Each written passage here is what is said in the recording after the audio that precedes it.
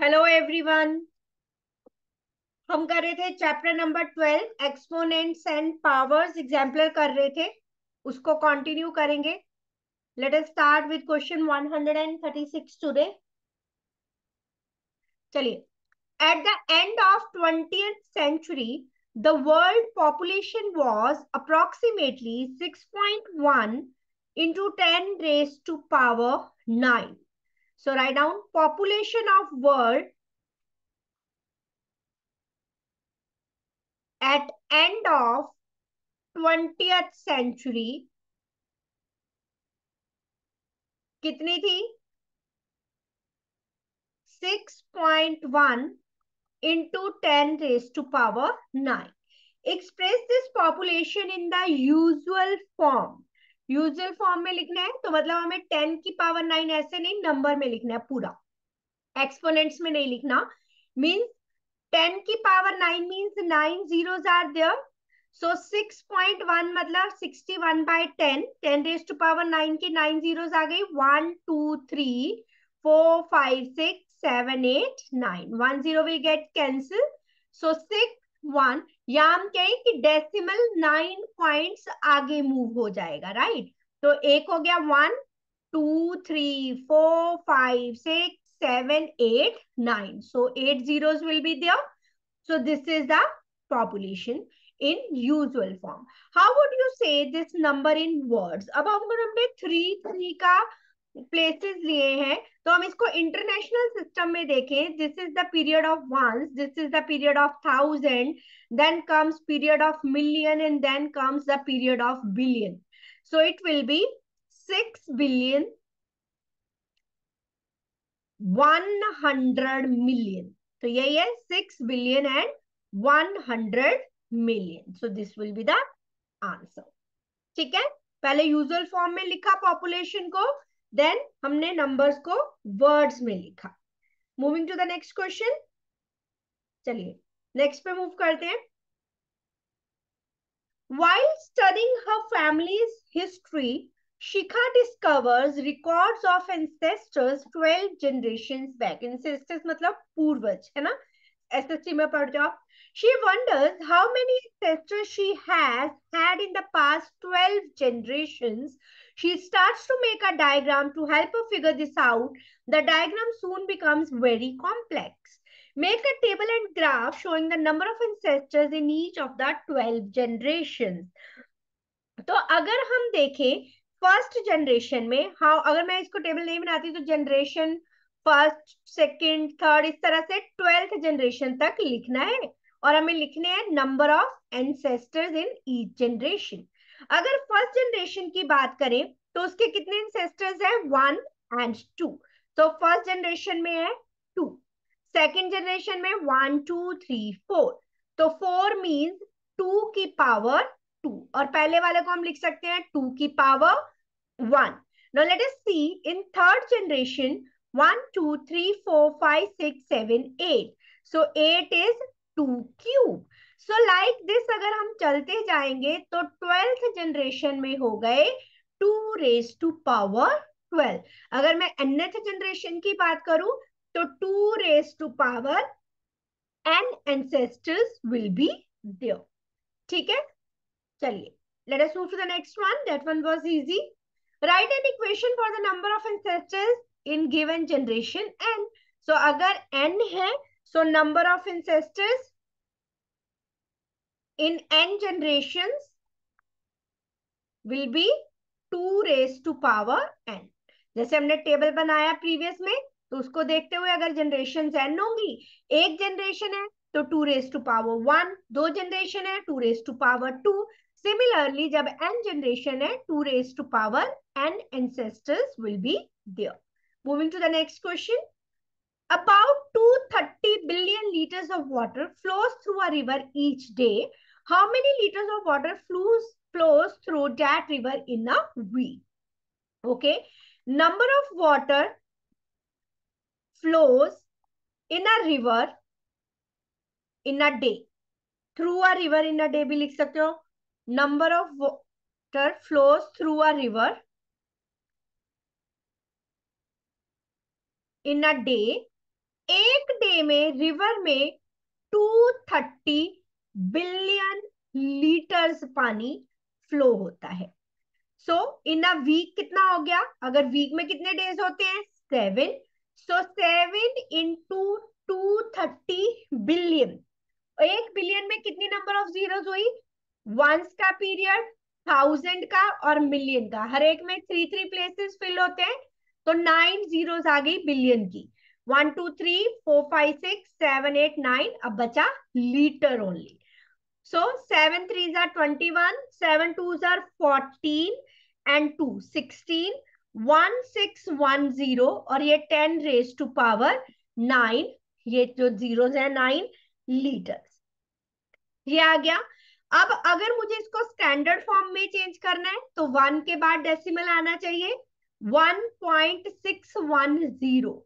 Decimal के बाद कितने डिजिट्स हैं? 3। अगर मुझे 3 जीरो से डिवाइड करना है तो 3 से मल्टीप्लाई भी करूंगी, 1000 से डिवाइड, 1000 से मल्टीप्लाई, जो 1000 से डिवाइड किया वो आ गया 1.61, और ये दोनों by using the law of exponent add किया, 9 + 3 12 litres.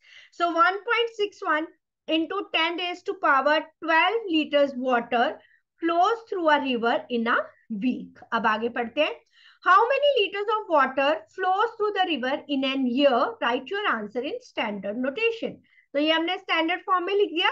This is the quantity of water flows through a river in a week. Now I want to find in a year. Okay. So water flows through a river in a year. Water flows through a river in a year. Now 1 year has 365 days.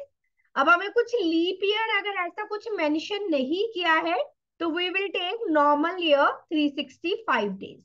Now 1 days का था 230 billion litres. 230 billion mean 230 into 10 days to power 9 litre. Now इस zero का आप इसमें add कर दो तो हो गया 10 रेज टू पावर 10 लीटर। 10 हुआ 23 इंटू 10। नाउ 365 को मल्टीप्लाई करो 23 से and right the answer in the chat box.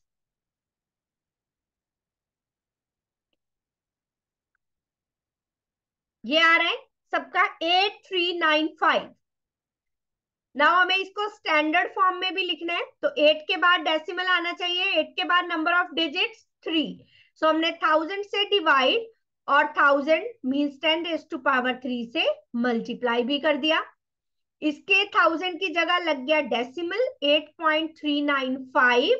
ये by using the law of exponent powers करी add 10 raise to power 13 liter. So this much water will flow through a river in a year. Clear to everyone? Easy था, calculation है और standard notation में सही से लिखना है। चलिए moving to the next question now.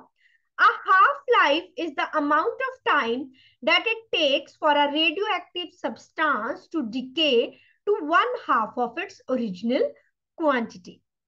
कि हाफ लाइफ वो टाइम है जिसमें कोई रेडियो एक्टिव सब्सटेंस डिके हो जाता है, कम हो जाता है 1/2 अपनी ओरिजिनल क्वांटिटी का। Suppose radioactive decay causes 300 gram of substance to decrease this grams after 3 half lives. कोई रेडियोएक्टिव सब्सटेंस 3 हाफ लाइव्स में इतना कम हो जाता है। Evaluate this to determine how many gram of substances are left, कि कितना बचा है।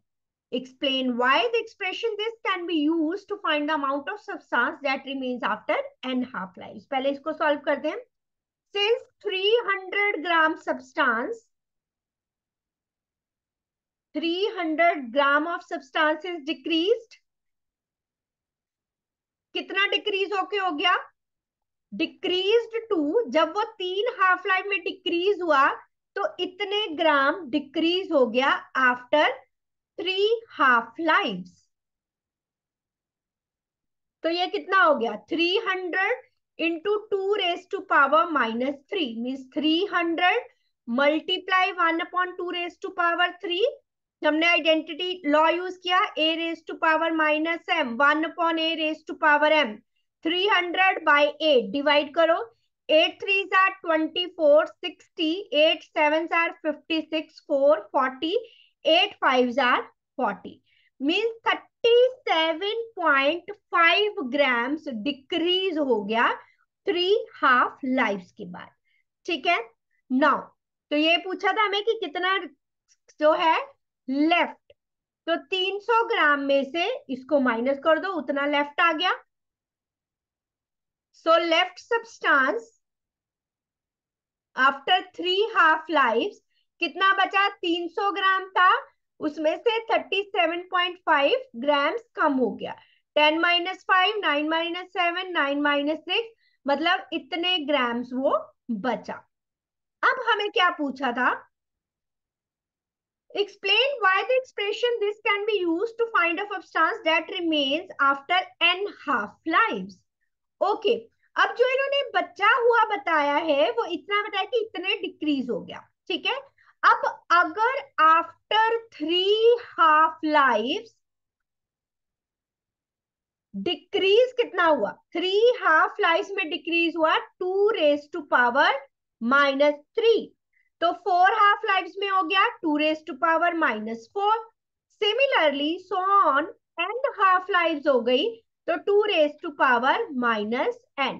300 was the original, so 300 into 2 raised to power -n is used to find.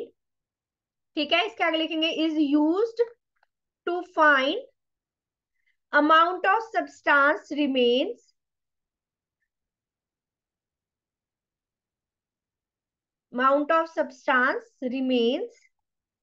after n half life.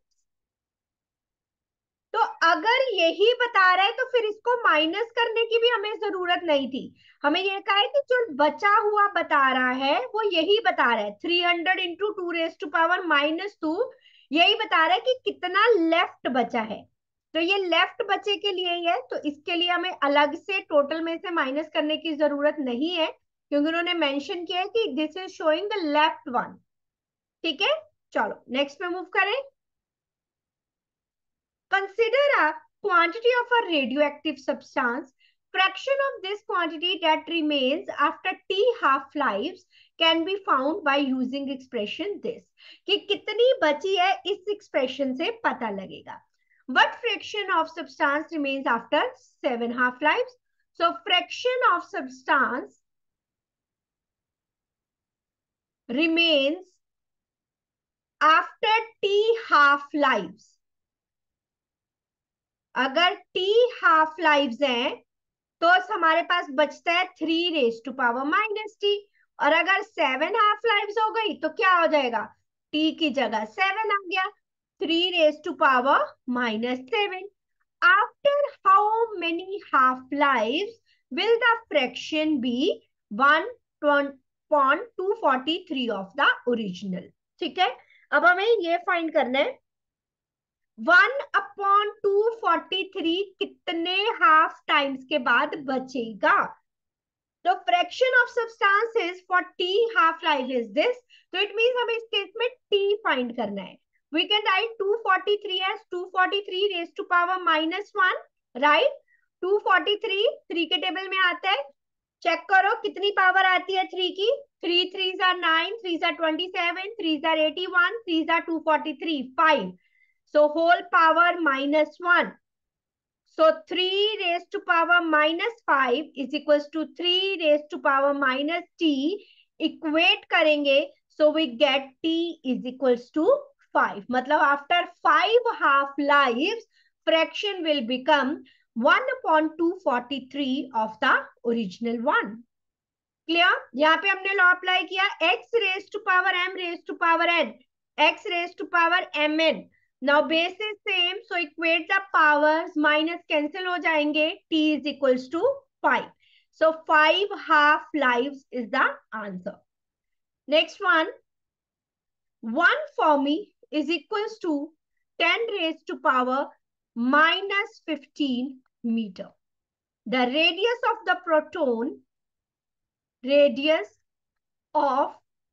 proton is 1.3 Fermis. What is the radius of proton in meter in standard form? 1 Fermi 10 raised to power -15 के equal है, तो Fermi की जगह हमने इसको metre में convert कर दिया, स्टैंडर्ड फॉर्म में लिखना है, तो this is the answer in the standard form. First digit के बाद डेसिमल आता है, तो और कुछ हमें आगे करने की जरूरत नहीं है। Clear? Moving to the next one. चलिए, the paper clip below has indicated length. What is the length in the standard form? So length क्या है? Length of paper clip 0.05 meter.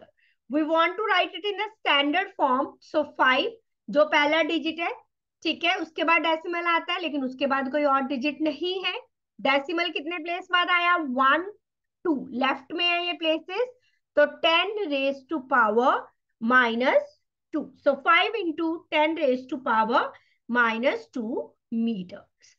यहां तक clear? Any doubt till now? चलो next पे move करते हैं। Use the properties of the exponents to verify each of the statement. So let us take the left hand side और right hand side, कोई भी एक साइड लो and prove it to equal to the other side. We can write it as 2 raised to power n -2. It means divide हो रहा है, property लगाई, x raised to power m divided by x raised to power n, तभी powers minus होती हैं। 2 raised to power n, 2 square is 4. We can write it as 1/4 2 raised to power n, that is equals to left hand side.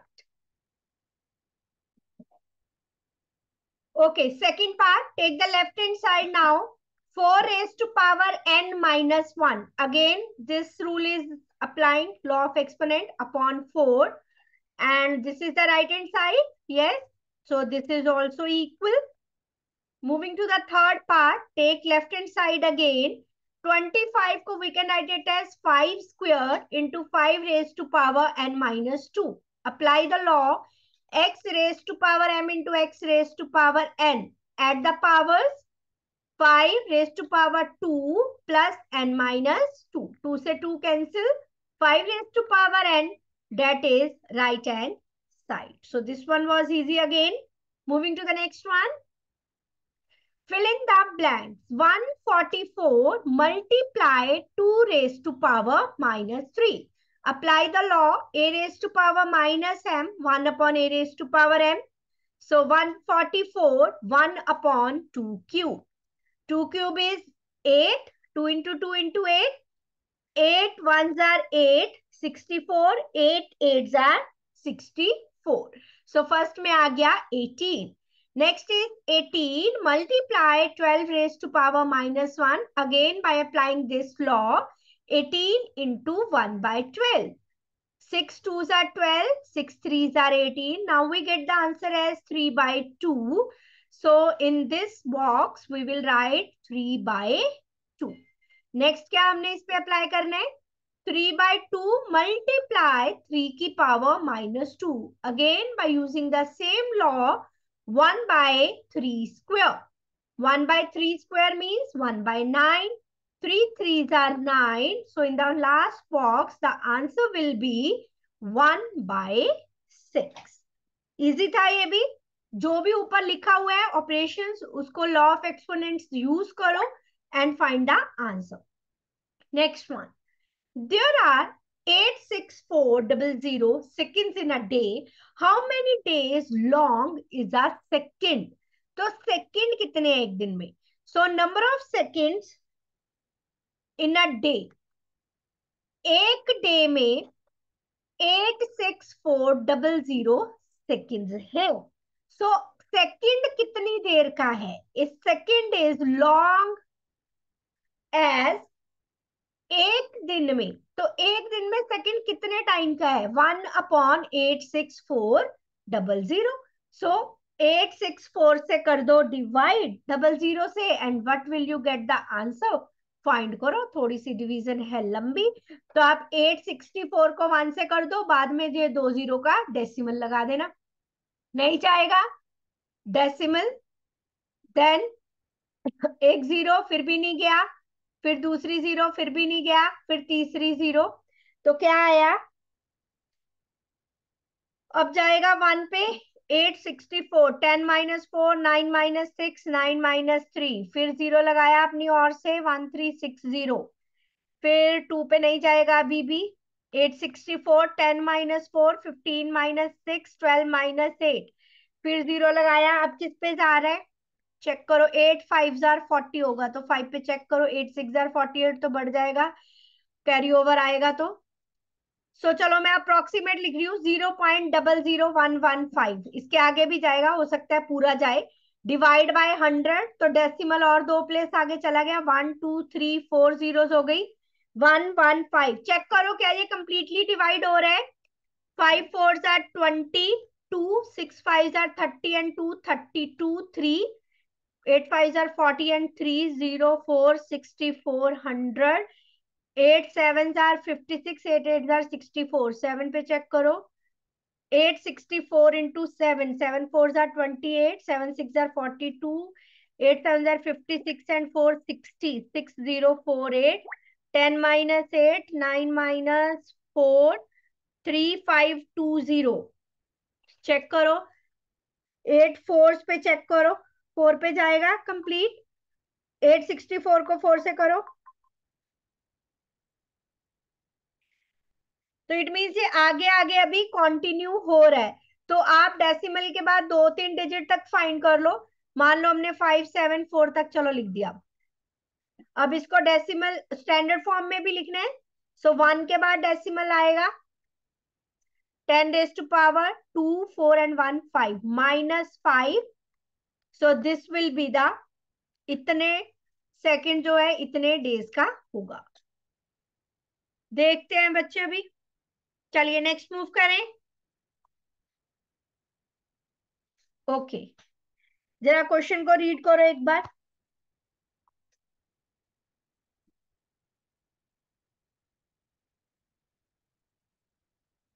Okay. The given table shows the crop production of state in the year 2008 and 2009. Observe the table given below and answer the given questions. Crop bajra, jowar, rice and wheat. 2008 इतनी harvesting हुई hectares में, increase और decrease 2009, minus हुआ मतलब decrease हुआ इन cases में, plus हुआ मतलब ये इंक्रीज हुआ इसकी प्रोडक्शन।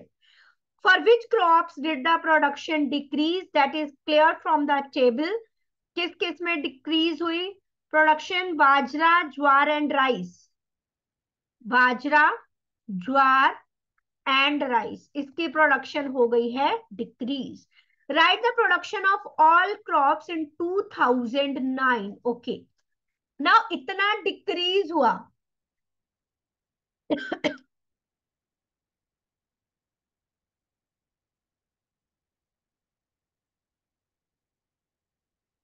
हाँ जी डिक्रीज करो। 100 को अगर मैंने स्टैंडर्ड फॉर्म में लिखना होगा तो कैसे लिखूंगी साइंटिफिक नोटेशन में?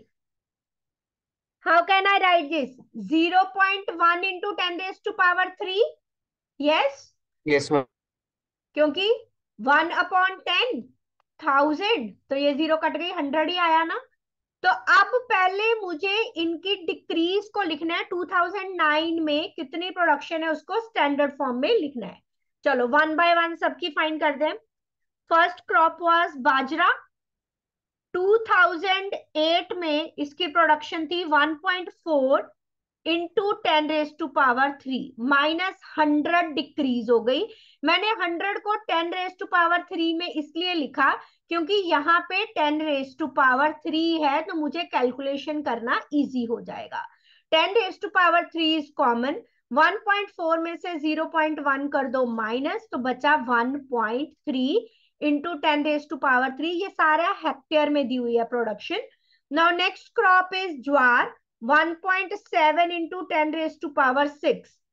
ज्वार की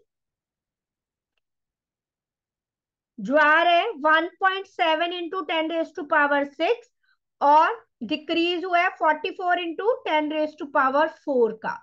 अब मुझे बनानी है 10 रेज टू पावर 6 तो क्या करूंगी, मतलब 100 से मल्टीप्लाई और 100 से डिवाइड किया तभी तो 10 रेज टू पावर 6 होगा।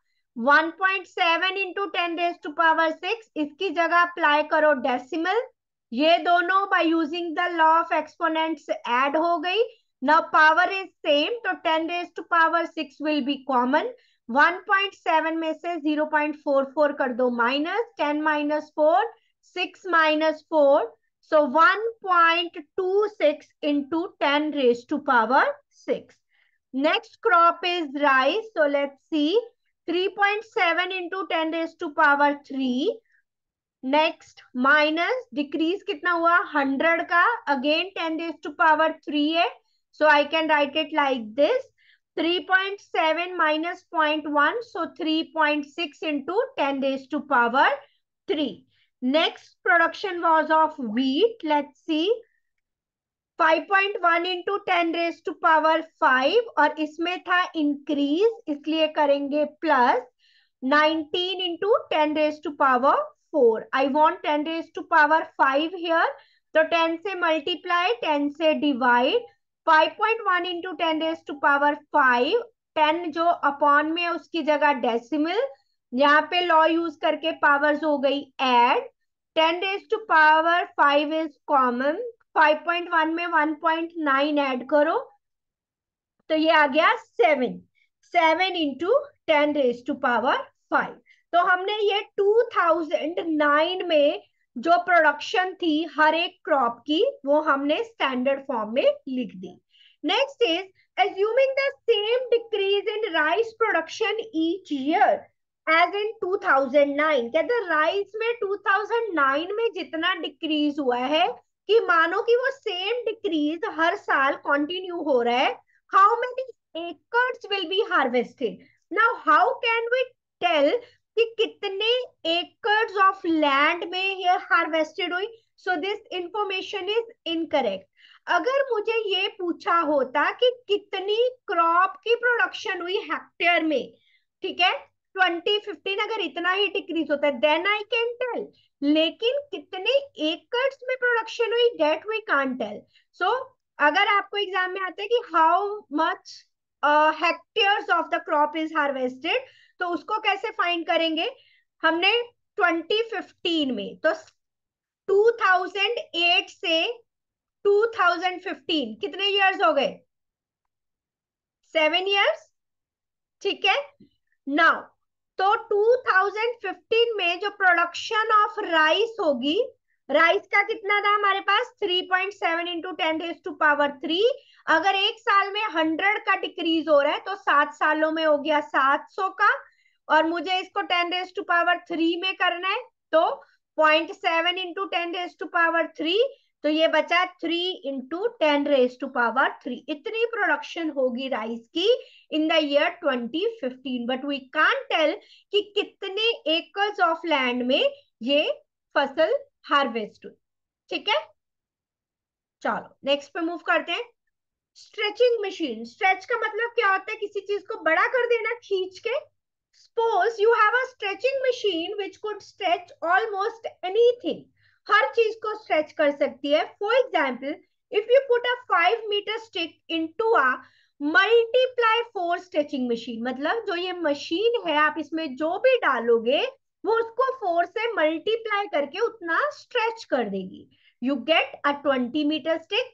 अगर 5 meter की स्टिक आफ्टर स्ट्रेचिंग 20 meter की हो गई, इट मीन्स उसको 4 से मल्टीप्लाई किया, 4 टाइम्स स्ट्रेच हो गई वो मशीन, वो stick. Now if you put 10 centimetre carrot इसी मशीन में इंटू 4 वाली में, तो कितनी हो जाएगी 10 into 4 40 centimetre. So the carrot का साइज क्या हो जाएगा 40 centimetre after stretching. Next one. Two machines can be hooked together. एक दूसरे के साथ जोड़ी गई है. When something is sent through this hookup, जब इसमें से कुछ इनपुट डाली जाती है, the output from the first, जो पहले से आउटपुट आएगी, that will become input for the second. यही होगा. Which two machines hooked together do the same work as 10 raised to power 2? अगर एक मशीन है वो 10 raised to power 2 का काम करती है, मतलब 100 टाइम्स कर देती है किसी चीज को. 10 स्क्वायर मीन्स 100 टाइम्स कर देती है. तो अगर दो मशीन में मुझे ऐसे लगाना है तो कैसे होगा. अब फैक्टर्स ऑफ 100 आर 10 के. अगर फैक्टर्स देखें फैक्टर्स ऑफ 10 आर 2 एंड 5, क्योंकि दो मशीन की बात हो रही है तो दो फैक्टर ये है। मैं 10 को लिख सकती हूँ 2 into 5, राइट। अब इसका स्क्वायर है तो मैंने इसका भी स्क्वायर कर दिया, मतलब 2 स्क्वायर into 5 स्क्वायर। एक मशीन 2 स्क्वायर की और दूसरी मशीन उसको 5 स्क्वायर कर दे, then I will get the same answer जो मुझे एक मशीन 10 स्क्वायर वाली देगी, तो मुझे सेम आउटपुट मिलेगा। तो इस मशीन में मान लो 2 की पावर 2 किया था, जो इसने आंसर दिया फिर उसको 5 की पावर 2 कर दिया, तो एक मशीन 10 की पावर 2 का काम करेगी।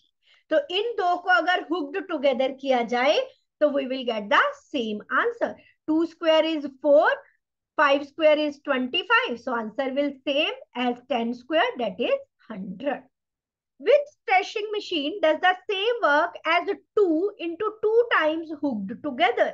कि अगर दो मशीन जिसको 2 times, कि अगर इसमें कुछ डाले वो उसका 2 times कर देती है, ठीक है। तो अगर मुझे ये दोनों मशीनों की जगह एक ही मशीन लगानी हो तो 2 into 2 4 वाली लगा देंगे, मल्टीप्लाई 4 वाली, तो वो सेम प्रोडक्शन देगी, ठीक है। इसकी पावर कितनी है डेट इज नॉट मेंशन, हमने सिर्फ इनको देखा अभी कि अगर दो मशीनें 2 into 2 का काम कर रही है तो एक मशीन में 4 की लगा दूं, that will give the same result as both the machine. Next, अभी थी स्ट्रेचिंग मशीन की, वो स्ट्रेच कर रही थी, अब रिपीटर मशीन है, रिपीट कर रही है। Similarly, a repeater machine is hypothetical machine which automatically enlarge item several times, कि उसी आइटम को enlarge कर देती है बहुत time, several times. For example, sending a piece of wire through a 2 into 4 machine is the same as putting it through a multiply 2 machine 4 times. मतलब एक machine जो 2 से मल्टीप्लाई करती है उसको 4 टाइम्स उसमें चला दिया तो एक मशीन 2 raised to power 4 वाला ही काम देगी।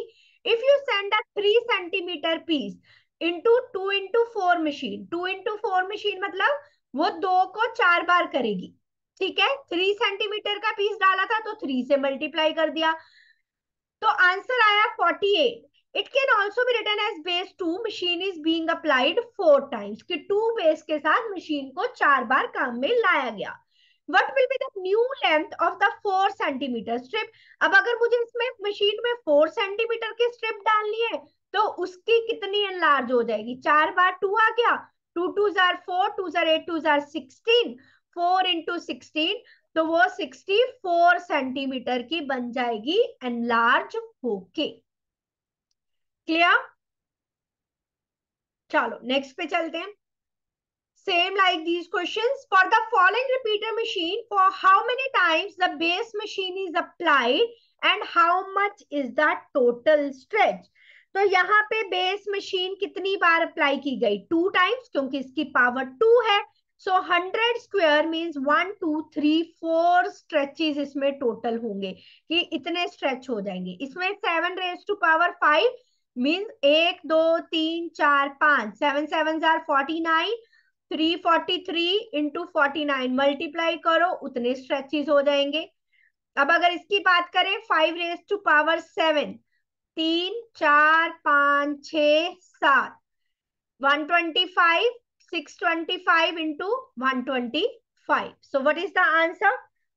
तो इसमें आया सेकेंड पार्ट में 16807, इसका बताइए इसमें कितने स्ट्रेचेस आए, 78125।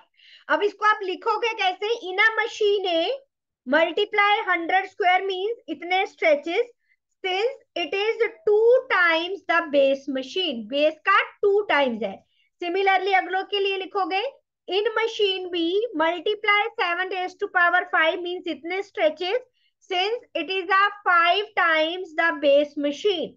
और थर्ड पार्ट में it is the 7 times the base machine. Clear to everyone? यहां तक नोट करो सभी, कोई डाउट है तो right in the chat box.